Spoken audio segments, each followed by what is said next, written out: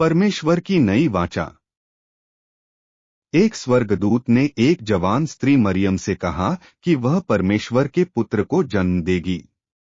वह अभी कुंवारी थी, परंतु पवित्र आत्मा उसके पास आया और वह गर्भवती हुई। उसने एक पुत्र को जन्म दिया जिसका नाम उसने यीशु रखा। इसीलिए यीशु परमेश्वर और मनुष्य दोनों है। यीशु ने बहुत से चमत्कार किए जो दिखाते हैं कि वह परमेश्वर है। वह पानी पर चला और आंधी को शांत किया। उसने बहुत से बीमार लोगों को चंगा किया और बहुत से लोगों में से दुष्टात्माओं को निकाला। उसने मरे हुए लोगों को जीवित कर दिया और उसने 5 रोटी और 2 मछलियों को 5,000 लोगों को खिलाने के लिए पर्याप्त भोजन में परिवर्तित कर दिया। यीशु एक महान शिक्षक भी था। जो कुछ भी उसने सिखाया वह उसने सिद्धता के साथ सिखाया। जो वह लोगों से करने के लिए कहता है वह उन्हें करना चाहिए क्योंकि वह परमेश्वर का पुत्र है। उदाहरण के लिए उसने सिखाया कि तुमको अन्य लोगों को उसी रीति से प्रेम करने की आवश्यकता है जैसे तुम स्वयं को प्रेम करते हो। उसने यह भी सिखाया कि तुमको सब वस्तुओं से अधिक और अपनी संपत्ति से भी अधिक परमेश्वर को प्रेम करना चाहिए। यीशु ने कहा कि संसार में किसी भी चीज को प्राप्त करने से अधिक अच्छा है परमेश्वर के राज्य में होना। उसके राज्य में तुम्हारे प्रवेश करने के लिए आवश्यक है कि परमेश्वर तुमको तुम्हारे पापों से बचाए। यीशु ने कहा कि कुछ लोग उसे ग्रहण करेंगे। परमेश्वर उन लोगों को बचाएगा, परंतु दूसरे लोग उसे ग्रहण नहीं करेंगे।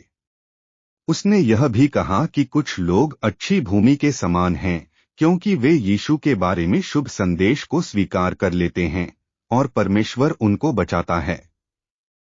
परंतु कुछ लोग मार्ग की कठोर भूमि के समान हैं। परमेश्वर का वचन बीज के समान मार्ग पर गिरता है, परंतु वहां कुछ भी नहीं उगता है। ये लोग यीशु के बारे में संदेश को अस्वीकार कर देते हैं।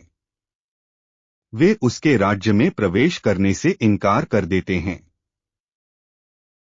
यीशु ने सिखाया कि परमेश्वर पापियों से बहुत प्रेम करता है। वह उनको क्षमा करना चाहता है और उनको अपनी संतान बनाना चाहता है।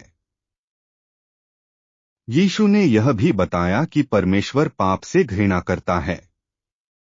क्योंकि आदम और हव्वा ने पाप किया, इसलिए उनके सारे वंशजों ने भी पाप किया।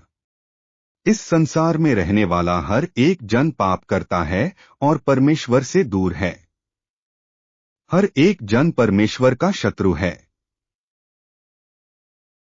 परंतु परमेश्वर ने इस संसार में रहने वाले हर एक जन से इस रीति से प्रेम किया, उसने अपने एकलौते पुत्र को दे दिया ताकि परमेश्वर उनको दंड न दे जो उस पर विश्वास करते हैं।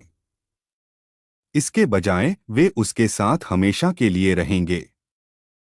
तुम मरने के योग्य हो क्योंकि तुमने पाप किया है।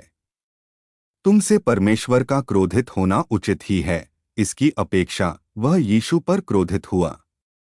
उसने यीशु को क्रूस की मृत्यु देकर दंड दिया। यीशु ने कभी पाप नहीं किया, परंतु उसने परमेश्वर को उसे दंड देने दिया। उसने मर जाना स्वीकार किया। इस रीति से तुम्हारे पापों को और इस संसार में रहने वाले हर एक जन के पापों को उठा ले जाने के लिए वह एक सिद्ध बलिदान था।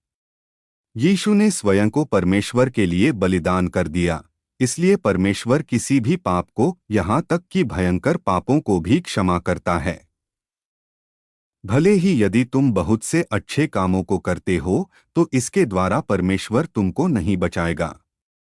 उसका मित्र बनने के लिए ऐसा कुछ भी नहीं है जो तुम कर सकते हो। इसकी अपेक्षा तुमको विश्वास करना है कि यीशु परमेश्वर का पुत्र है और वह तुम्हारे बदले में क्रूस पर मर गया, और यह भी कि परमेश्वर ने उसे फिर से जीवित कर दिया। यदि तुम इस पर विश्वास करो तो परमेश्वर तुम्हारे पापों की क्षमा देगा। परमेश्वर उस हर एक जन को बचाएगा जो यीशु पर विश्वास करता है और उसे अपना प्रभु स्वीकार करता है। परंतु वह उनको नहीं बचाएगा जो उस पर विश्वास नहीं करते हैं।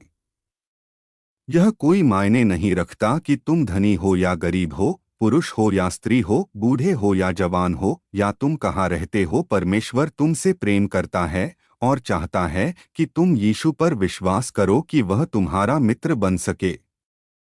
यीशु तुमको बुला रहा है कि उस पर विश्वास करो और बपतिस्मा लो। क्या तुम विश्वास करते हो कि परमेश्वर का एकलौता पुत्र यीशु ही मसीह है? क्या तुम विश्वास करते हो कि तुम एक पापी हो और यह कि तुम परमेश्वर द्वारा तुमको दंडित किए जाने के योग्य हो?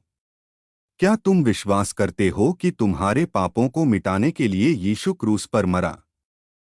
यदि तुम यीशु पर और जो उसने तुम्हारे लिए किया है उस पर विश्वास करते हो तो तुम एक मसीही हो। शैतान अपने अंधकार के राज्य में अब तुम पर शासन नहीं करता है। अब परमेश्वर अपने प्रकाश के राज्य में तुम पर शासन करता है। उसने तुमको पाप करने से रोक दिया है जिसे तुम किया करते थे। उसने तुमको एक नया उचित जीवन दिया है। यदि तुम एक मसीही हो तो जो यीशु ने किया है उसके कारण परमेश्वर ने तुम्हारे पापों को क्षमा कर दिया है। अब परमेश्वर एक शत्रु की अपेक्षा तुम्हें एक घनिष्ठ मित्र मानता है। यदि तुम परमेश्वर के मित्र हो और प्रभु यीशु के सेवक हो तो तुम उन बातों का पालन करने की इच्छा करोगे जो यीशु तुमको सिखाता है। भले ही तुम एक मसीही हो, शैतान अभी भी पाप करने के लिए तुम्हारी परीक्षा करेगा। परंतु परमेश्वर हमेशा वह करता है जो वह कहता है कि वह करेगा। वह कहता है कि यदि तुम अपने पापों को मान लो तो वह तुमको क्षमा कर देगा। वह तुमको पाप के विरुद्ध लड़ने का सामर्थ्य देगा। परमेश्वर तुमको प्रार्थना करने और उसके वचन को पढ़ने के लिए कहता है। वह तुमको अन्य विश्वासियों के साथ मिलकर उसकी आराधना करने के लिए भी कहता है। तुमको अन्य लोगों को भी बताना है कि उसने तुम्हारे लिए क्या किया है। यदि तुम इन सब कामों को करो तो तुम उसके एक पक्के मित्र बन जाओगे।